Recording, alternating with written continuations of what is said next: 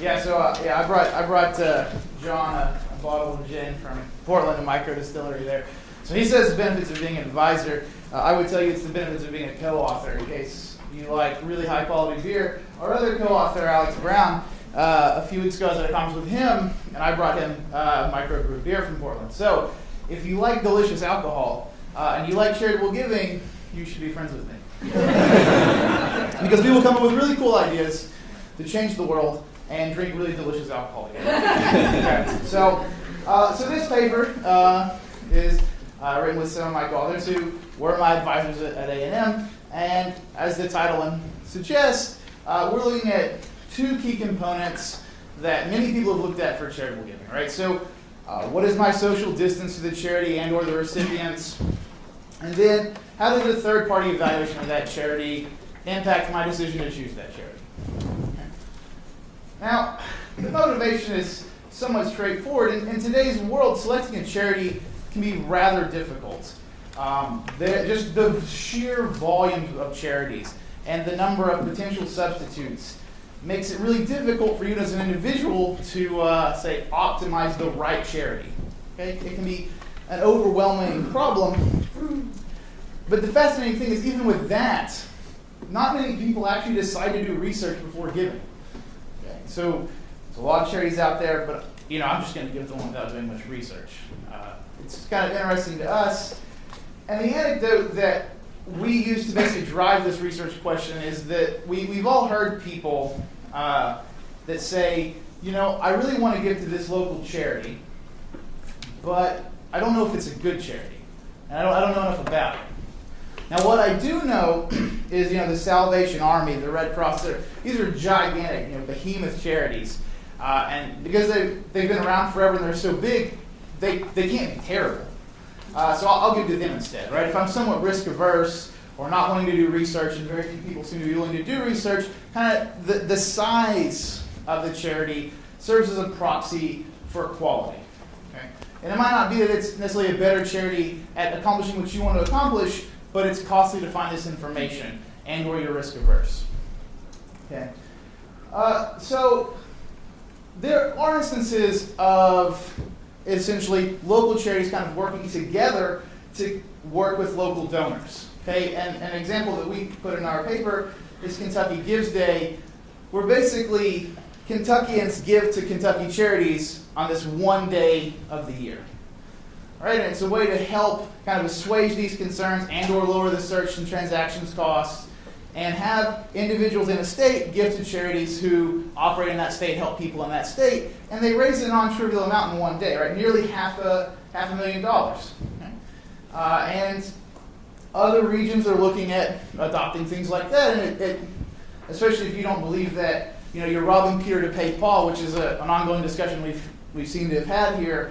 It's in the best interest of the local nonprofits to work together to kind of organize this day where let's all have a day where everyone in the community gives to all the local nonprofits or across the state or something like that. Okay, so there's some evidence that people would prefer to do this, but you have to lower the costs. So because it's only a 20-minute talk, I just will say that these two sets of literature have a lot of smart people who've done a lot of cool things, and we just build on what they've done. Okay? And I'm sure I've left people off the list, and I'm really sorry about that. I just want to highlight what we do in the lab. I just want to show you this, even though it's not exactly the key part of the experimental design, I just want to show it to you for educators out there, practitioners maybe not so much. So we do this effort task, and this is how I learned how much homework I can give undergrads. So they do this really menial, painful task, and I know it because I programmed it, and I've probably done this for like 20 hours. Okay, where you basically try to land this little bar on a randomly generated number by dragging it and then letting go when you think you're there. And then when you're right, you can keep adjusting until you're right. We pay you 3 cents, or maybe 3.5 or 4 cents. We kind of vary that, but for another paper. Okay, and you do this for 75 minutes. Okay, so and you know what's great about this is that they're really willing to do it. Because the average earnings are $28. All right, so at least A&M undergrads, man, they are hard workers on really menial things. So I'm like, man, for my micro theory class, like rote like we're just going to do this supply and demand over and over again until you get it, right? So 414 people do this unfortunate task for a very long time. But they definitely feel like they earn the money. There's no doubt about that. You're going to earn the money. Okay? So this is the effort task, how they earn the money. Okay, now what are the treatments here to kind of look at social distance and look at quality ratings? Okay? Well, we have 3 treatments to deal with information that we give the subjects about the charities. So there's a no information baseline where basically we give you a list of charities, we give you the mission statement of those charities, we just have you select which charity you would be willing to give money to if you choose to give money. You're never compelled to give, but you just have to select one to which you may give some of your earnings. And then we build on that 2 other treatments where we give you some information. So the first is we just tell you, is this charity receiving a 3 or 4-star rating from Charity Navigator, and what does that mean? Okay. How does Charity Navigator rate charities? And then for more of kind of a local effect, we look at state employee charitable campaign. So these are charities which the state office is approved, and employees of the state can give to it very freely from their paychecks and things like that. And we tell you what all that means, right? Here are the 5 requirements to get on this list, da-da-da-da. Okay, all that's in the instructions. Right, so that's what we vary on the front end. Then everyone does this fun 75-minute effort task and has ways to give money to charity.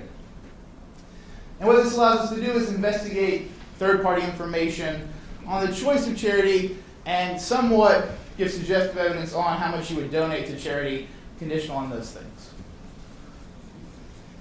So just to give you an idea of which charities we picked, we have 10 charities. They're blocked in such a way where we have 5 different types. You have food security, special needs, things like that. We always have a local charity and a non-local charity, and so that you can try to capture different effects there. And then we have some charities which go from no third-party evaluation to some sort of third party saying that, yeah, this is a good charity, and going the other, and then we have some that go the other way. The interesting charity here, as you'll see in a moment, is this, our friend here, the Brazos Animal Shelter. No third party says that it's a good charity, not that it's a bad charity, okay, but there's no third party saying that it meets certain criteria. It's the only one that we have where nobody says that. So just remember that. All right, so these are the 10 charities. This is the screen. I know it's kind of messy, but basically you would get a randomized order of the charities. Here's their mission statement, and this is an example of the Charity Navigator treatment where basically just say no or yes, whether it's got a 3rd or 4th star. And you end up picking one, and then you begin the effort task. Okay? So this is what charities people selected. Just to clarify, so the Charity Navigator said no if it was either not rated or it was rated low? Right, so we just said it was either 3 or 4 star or not. Right, so it's ambiguous. It's ambiguous, yeah. We do say in the instructions, just because you don't receive a 3 or 4 star rating, or just because you're not a member of the state employee charitable campaign, does not imply that you are a bad charity. You have to opt into these things. Okay? So if you choose to abstain because you know if you enter, you would get a poor score because you don't have a board of governors, you can choose to opt out, and that's probably, from a game theoretic perspective, the right thing to do.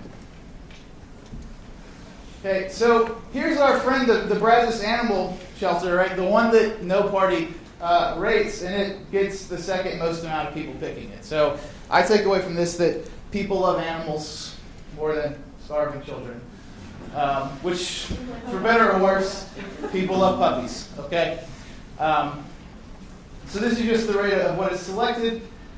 And we just run a probit model where we just throw everything in there and say, what is the probability you choose a local charity? What determines this, right? All sorts of demographics, whether or not you're from Texas. The only things that seem to matter in our data is if you're picking an animal charity or you're wanting to alleviate hunger. Okay? You're more likely to pick local charities for that. Nothing else seems to matter. I mean, being from Texas doesn't make you more likely to pick a Texas charity. So then what we want to do is we want to answer this question more specifically, like what helps you pick the specific charity you pick. We end up building a panel model where basically everyone has essentially 10 choices, right? They're going to have 9 no's. They didn't pick those charities and 1 yes. right? And so we run a model where we are basically here just looking at the two variables that are of interest in our motivation, right? I want to pick a local charity, but I know ratings matter. Okay, so let's just look at those two variables first. And what we find is that a rated charity is really important in your likelihood to pick that charity. So a 3.4% increase in the likelihood you pick it might seem small, but remember there's 10 charities. So this is over a third of just random chance of picking a charity. So it's not an insignificant amount in terms of size. We then control for charity experience. And this is basically after the end of the experiment. For all 10 of the charities we had in the survey, have you never heard of this charity before, or kind of heard of it? You know a lot about it, or I've given to it in the past, right? And basically this is capturing, if I've given to the charity in the past, I'm much more likely to pick it now. Which might not be too surprising for people who realize that there's a lot of habit formation. This might tie into the reason I don't do research on charities, because I just give to the ones I've given before. There's no need to continue doing research. So this could be for multiple factors.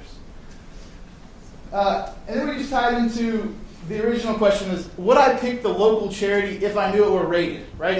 There's no transaction cost. I'm telling you whether or not the charities have been rated by a third party positively, and we don't find an effect on that, okay? So the anecdote that I've heard, and I think the three of us as co-authors had heard a lot, was, I don't pick local because I don't know if it's good or not. And we let you know that somebody thinks it's a good enough quality charity to make whatever list it is, and you still opt out of picking it. So we found that pretty interesting. That goes against the common anecdote. And maybe that anecdote is just what you can tell your friends of why you don't give to a charity, and you kind of just rationalize away giving to local charities by using this anecdote. Okay. But people faced with that situation still didn't follow what the anecdote would say they would do.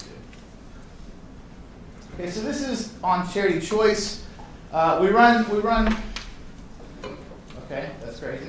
I don't know what's going on. Okay, we run a two-stage hurdle model here just to look at how much of their earnings they give, what percentage of their earnings they donate. Okay. One of the key things you could take away is there's nothing in red, so there's nothing statistically significant that we find. But these values are actually very large. Okay, they just have a large standard error. So we feel like there's some suggestive evidence here. Like for instance, the first column is the probability of giving, right? 9%, right, is roughly the effect of having a rated charity. So you're 9% more likely to give, although it's very noisy. Okay. And the last column over here is the total effect of these two things on how much you would give as a percentage of the earnings you make. If only the statistically accepted value were 0.101 for statistical significance, we would be okay. We're basically there with the one-tailed test, but so you do find 6% more giving or 4% more giving, and the average gifts conditional on giving was 23%. So this is a pretty large percentage of what they would give if they give. So it's not insignificant. But this whole thing, even if you found statistical significance, I would say you have to take it with a grain of salt, because it's hard to get any sort of causal inference. Because it's endogenous, they chose the charity to which they could donate. We don't have them potentially give to all 10 charities, right? They can only give to the one they pick, and so it's only at best suggestive evidence. But it looks like these things might matter for giving, and that does indeed match with some of the existing literature in the fields, looking at field data. All right, so just to wrap up here, right, what we find is subjects really don't display this preference for a local charity. You know, that's what we often heard, that people would like to give locally, and there are organizations that try to, like Kentucky Gives Day, that coordinate local givers and local charities. At least our subjects in the lab don't display this affinity. The third-party ratings do matter for what charity you pick. So maybe location doesn't matter, but somebody else's evaluation of that charity does matter. The ratings seem to increase giving, but it's, like I said, it's suggestive evidence. There's a lot of noise, and the lack of causality here, you just take it with a grain of salt. So I, like John, will finish early, and if you have any hard questions, you can. I've heard that he's taking credit for this paper, so ask him the hard questions. You can ask me how delicious beer is in Portland. Okay.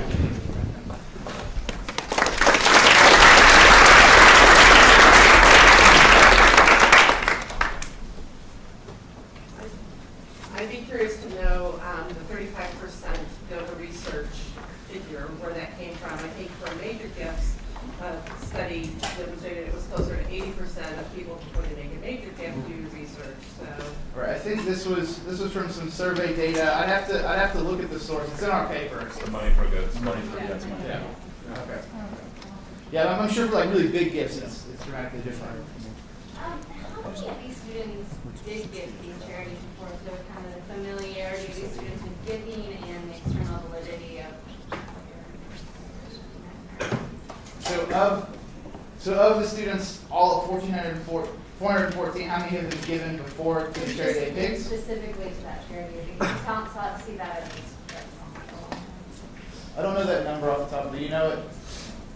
Yeah, I mean it is a pretty sizable amount. And I have the feeling just from afterwards, like I ran all these sessions because I was the grad student. So I talked to some people at the end. The people kind of hung back and asked, and a lot of them seemed to pick charities with which they had worked before. So my guess is if they gave, it's probably a very high number. And just looking at the magnitude and the regression analysis of how important that variable is, it's probably the people who do give are probably people who did work for that charity with a really high probability, right, or have given to it before. But I don't know the exact number. The charities that got 3 and 4 stars, are they larger charities with smaller ones not bothering with Charity Navigator? Ours.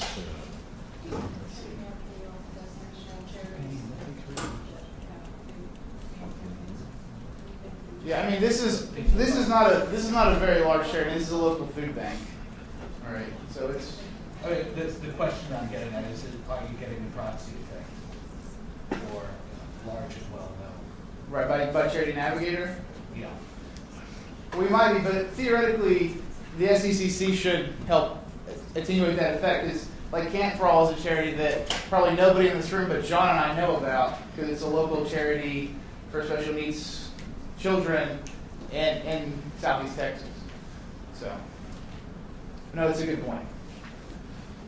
One more. Oh, okay. Did any of the local charities have any kind of presence on campus?